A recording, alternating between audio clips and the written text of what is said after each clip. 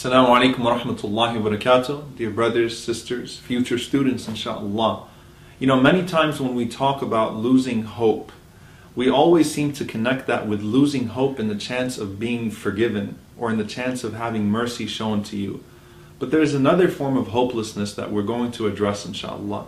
And that is su'al dhann in Allah subhanahu wa ta'ala. You know, when we talk about su'al dhann with one another, having bad thoughts and bad assumptions about one another, sometimes we don't realize that can also carry on to our relationship with Allah subhanahu wa ta'ala. And what that means is when you feel like you have no hope of changing your life, of becoming that person who is acceptable in the sight of Allah subhanahu wa ta'ala, that is almost as bad as losing hope in the mercy of Allah subhanahu wa ta'ala. That's also another form of despair.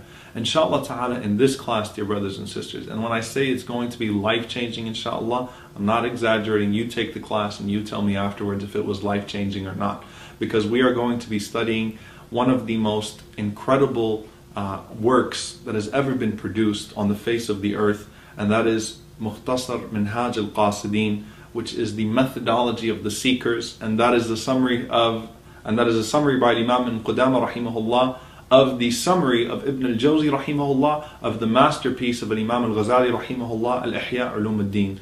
But in particular, what we will do, inshallah, is we will look at the problems, al-muhlikat, the destructive flaws, the things that can prevent us from really attaining the pleasure of Allah subhanahu wa ta'ala, and the things that might be stopping us from changing, the things that might be preventing us from really realizing that relationship that we know we're supposed to have with Allah subhanahu wa ta'ala, and really tasting the sweetness of our iman and the good deeds that we have provided to us in the example of the Prophet sallallahu alaihi wasallam. So we're going to study this soul deeply, how we can change it, how we can raise it, how we can purify it, and how we can make it acceptable in the sight of Allah subhanahu wa ta'ala.